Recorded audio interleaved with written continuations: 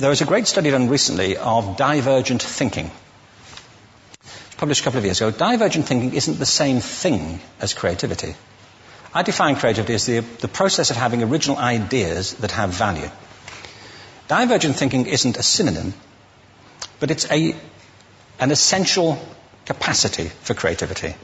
It's the ability to see lots of possible answers to a question, lots of possible ways of interpreting a question, to think what Edward de Bono would probably call laterally, to think not just in linear or convergent ways, to see multiple answers, not one. So, there are tests for this. One kind of cod example would be people might be asked to say, how many uses can you think of for a paperclip? One of those routine questions. Most people might come up with 10 or 15. People who are good at this might come up with 200. And they do that by saying, well, could the paperclip be 200 foot tall and be made out of foam rubber? Does it have to be a paperclip as we know it, Jim? Now, there are tests for this, and they gave them to 1,500 people. This is in a book called Breakpoint and Beyond. And on the protocol of the test, if you scored above a certain level, you'd be considered to be a genius at divergent thinking. Okay? So my question to you is, what percentage of the people tested, of the 1,500, scored at genius level for divergent thinking? Now, you need to know one more thing about them. These were kindergarten children. So what do you think? What percentage at genius level? 80. 80, okay. 98%. Now, the thing about this was it was a longitudinal study. So they retested the same children 5 years later, ages of 8 to 10. What do you think? 50? They retested them again 5 years later, ages 13 to 15. You can see a trend here, can't you?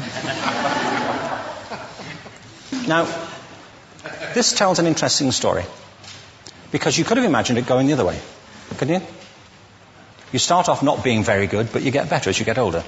But this shows two things. One is we all have this capacity, and two, it mostly deteriorates. Now, a lot of things have happened to these kids as they've grown up. A lot. But one of the most important things that happened to them, I'm convinced, is that by now they've become educated. They've spent 10 years at school being told there's one answer, it's at the back. And don't look. And don't copy, because that's cheating. Outside schools, that's called collaboration, but inside schools. Now, this isn't because teachers want it this way, it's just because it happens that way. It's because it's in the gene pool of education. We have to think differently about human capacity. We have to get over this old conception of academic, non-academic, abstract, theoretical, vocational, and see it for what it is, a myth. Secondly, we have to recognize that most great learning happens in groups, that collaboration is the stuff of growth. If we atomize people and separate them and judge them separately, we form a kind of disjunction between them and their natural learning environment.